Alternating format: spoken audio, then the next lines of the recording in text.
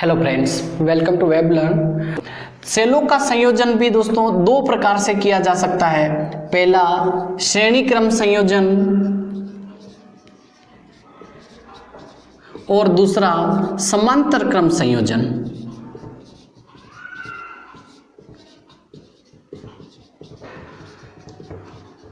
समांतर क्रम संयोजन पहले श्रेणी क्रम संयोजन की बात करते हैं दोस्तों। श्रेणी क्रम संयोजन क्या होता है, मैं दूसरे को मिटा रहा हूं, इसकी बात करते हैं दोस्तों। इसमें क्या होता है, सेलों को इस तरीके से जोड़ा जाता है कि पहले सेल का ऋण सिरा दूसरे सेल के धन सिरे से जोड़ दिया जाता है और उसके साथ परिपथ में एक प्रतिरोध लगा दिया जाता है। तो ऐसी व्यवस्था को अपन दोस्तों श्रेणी क्रम संयोजन कहते हैं। इसमें ध्यान रखना है कि तीन बातें अपन ने पढ़ी है कि प्रत्येक सेल का ये धन सिरा, ऋण सिरा, ये धन सिरा, ये ऋण सिरा, इसके विद्युत वाहक बल को E1 लिखेंगे, इसके विद्युत वाहक बल को E2 लिखेंगे। इससे पहले ही अपन ने पढ़ा है कि किसी भी सेल की तीन बातें महत्वपूर्ण है: विद्युत वाहक बल, टर्मिनल वोल्टता और आंतरिक प्रतिरोध। दोस्तों इसका आंतरिक प्रतिरोध R1 मान लेते हैं, इसका आंतरिक प्रतिरोध R2 मान लेते हैं। ध्यान रखना है, इन दोनों बिंदुओं के मध्य विभवांतर V1 लिख देते हैं, इन दोनों के मध्य विभवांतर V2 लिख देते हैं, ये कैपिटल R। और यहां से जो विद्युत धारा प्रवाहित हो रही है वो R प्रवाहित हो रहा है। अब दोस्तों सेलों के संयोजन में क्वेश्चन ये आता है कि विद्युत सेल किसे कहते हैं। सेलों के संयोजन का, श्रेणी क्रम संयोजन का तुल्य आंतरिक प्रतिरोध तथा तुल्य विद्युत वाहक बल का सूत्र ज्ञात करो।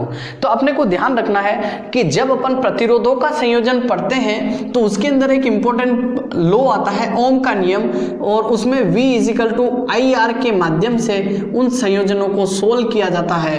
अपने को अभी आवश्यकता है कि सेलों को संयोजित करने की, तो इसमें ध्यान रखना है E - V = IR। इस सूत्र को ध्यान में रखते हुए इसको सोल्व करना है। दोस्तों इस सूत्र में E विद्युत वाहक बल है, V विभवांतर है, I विद्युत धारा है और R आंतरिक प्रतिरोध है।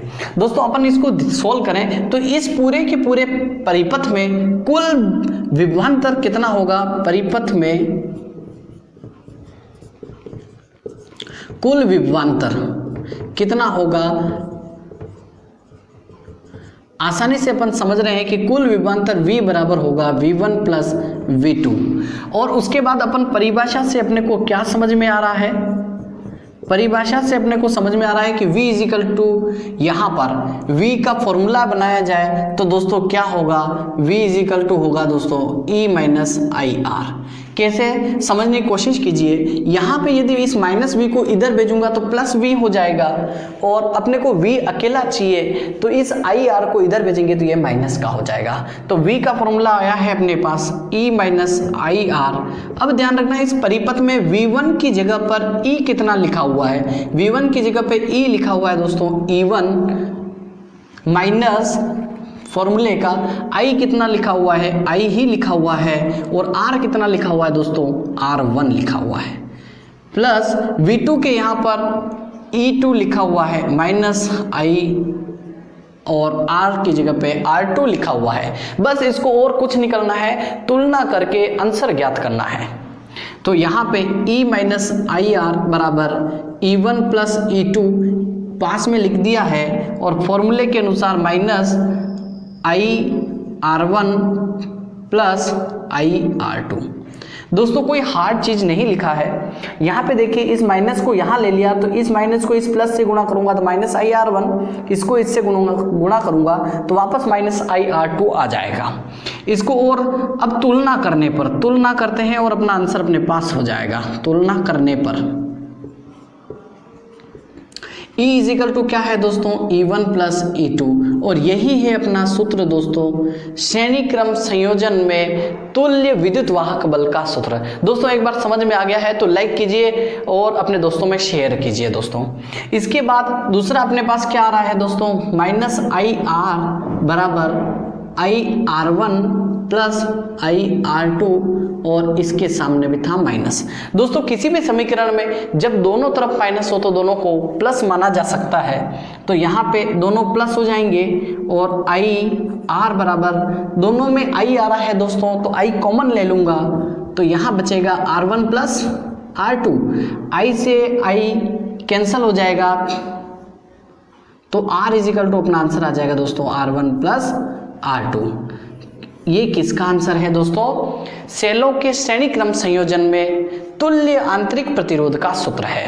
दोस्तों आराम से स्क्रीनशॉट ले सकते हैं और इसको आगे सोल्व करते हैं समांतर क्रम संयोजन के लिए।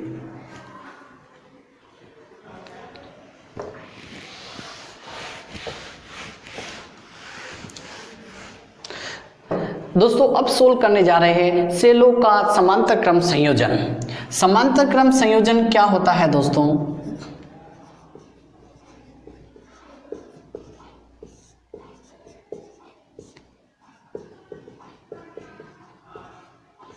ध्यान रखना है दोस्तों, समांतर क्रम संयोजन क्या होता है? जब दोनों सेलों का या जितने भी सेल दे रखे हो, दोनों सेलों का ऋण सिरा एक बिंदु पर जबकि धन सिरा एक बिंदु पर हो तो इसे अपन समांतर क्रम संयोजन कहते हैं।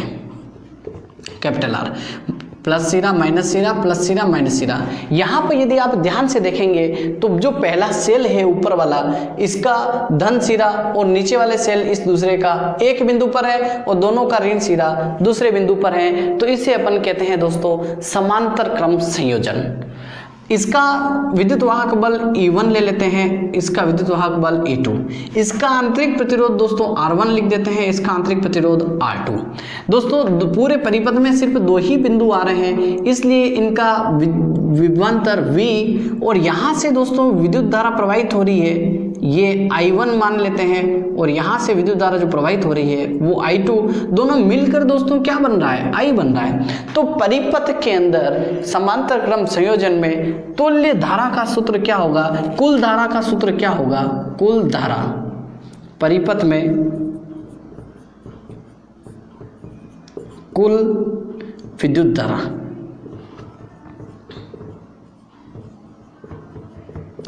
I बराबर क्या होगा दोस्तों? I1 प्लस I2, कुल धारा यही होगी। अब यहाँ पर अपने को करना क्या है दोस्तों कि I का फॉर्मूला बनाना है, यहाँ से I का फॉर्मूला बनाना है। R को इधर भेजेंगे तो E minus V upon R बराबर क्या आ जाएगा? I। ये वैल्यू इसमें पुट करना है, लिखना है परिभाषा से क्या आ रहा है दोस्तों? E minus V upon R। I1 की जगह पे E1 माइनस V का V ही है upon R1 plus E2 minus V upon R2। इसमें कोई समस्या नहीं आना चाहिए दोस्तों। इसको और सरल करते हैं, और दोस्तों समझ में आ रहा है तो लाइक कीजिए।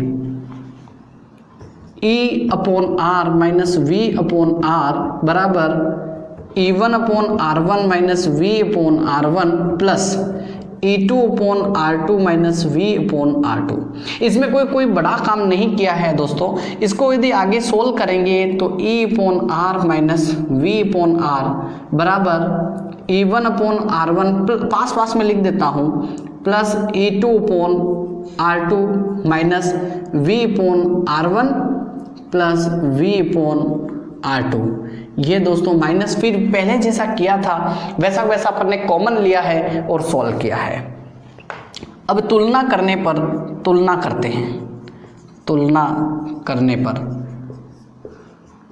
E अपॉन R की जगह पे यहाँ क्या लिखा हुआ दोस्तों? E1 upon R1 plus E2 upon R2, equation number 1। दोस्तों उम्मीद करता हूँ यहाँ तक आपको समझ में आ रहा है। वो मिटाकर इसको सॉल्व करता हूँ। परीक्षा में क्वेश्चन आएगा दोस्तों। जो ये अपने 5वां चैप्टर है विद्युत धारा, इसके अंदर इंपॉर्टेंट क्वेश्चन है दोस्तों। एक तो विद्युत अपवहन वेग का सूत्र डेरिवेशन, ये क्वेश्चन आ सकता है। एक विद्युत धारा तथा अपवहन वेग में संबंध का आ सकता है और दूसरा विद्युत सेल का आ सकता है। 3 क्वेश्चन है दोस्तों। 3 क्वेश्चन को यदि आप ध्यान से करेंगे तो आपके निश्चित तौर पर 4 नंबर का चैप्टर क्लियर हो जाएगा। दोस्तों आगे बढ़ते हैं, इसको सोल्व करते हैं। यहां से दूसरा इक्वेशन क्या बन रहा है दोस्तों, माइनस वी अपॉन आर बराबर minus V upon R1 plus V upon R2। फिर वही बात दोस्तों, जब समीकरण में दोनों तरफ माइनस माइनस आ रहा है तो प्लस कर सकते हैं। v upon R equal to, दोनों में v अगर कॉमन लेंगे तो यहाँ आ जाएगा 1 upon R1 plus 1 upon R2। v से v कैंसिल हो जाएगा दोस्तों, तो 1 upon r equal to 1 upon R1 plus 1 upon R2। दोस्तों यहाँ पर आ गया है तुल्य विद्युत वाहक बल का सूत्र आ गया है, केवल अपने को एलसीएम लेना है। तो यहाँ आ जाएगा 1 अपॉन r बराबर एलसीएम लेंगे R1 R2 को 1 से मल्टीप्लाई करेंगे तो R2 प्लस R1, और इसको अपन लिख सकते हैं उल्टा कर देंगे तो R1 R2 upon R2 plus R1। ये दोस्तों अपने पास आया है समांतर क्रम संयोजन में, सेलों के समांतर क्रम संयोजन में तुल्य आंतरिक प्रतिरोध का सूत्र। और जब इस R के मान को समीकरण 1 में लिखेंगे, R का मान समीकरण 1 में रखने पर, 1 में रखेंगे तो अपने पास क्या आएगा दोस्तों, E अपॉन R की जगह पे R का मान लिखेंगे तो R1 R2 upon R2 plus R1। Confuse नहीं होना है दोस्तों, ये पूरा का पूरा मान लिख दिया है। उसके बाद E1 upon R1 plus E2 upon R2। तीसरे नंबर की क्वांटिटी हमेशा ऊपर आ जाती है, तो ये आ गया अपने पास R2 plus R1 upon R1 R2। यहाँ पे भी एलसीएम लेंगे दोस्तों, तो R1 R2 इसको इससे मल्टीप्लाई किया तो E2 R1 E1 R2 इसको इससे मल्टीप्लाई किया तो प्लस R1 E2 आएगा। और ध्यान से देखें तो इससे ये कैंसिल हो जाएगा और इसको जब इधर भेजेंगे तो अपॉन में आ जाएगा, तो E equal to E1 R2 plus R1 E2 upon R2 plus R1। ये है दोस्तों समांतर क्रम संयोजन में तुल्य विद्युत वाहक बल का सूत्र। दोस्तों इस तरीके से आपका पूरा का पूरा चैप्टर क्लियर होता है। ध्यान से पढ़िए दोस्तों, और अगर आपको कोई टॉपिक समझ में नहीं आए तो कमेंट में आप टॉपिक लिखिए, आपको 100% उसका वीडियो बनाकर मैं दूंगा सरल शब्दों में, सरल तरीके से। मिलते हैं दोस्तों अगले वीडियो में। Thank you.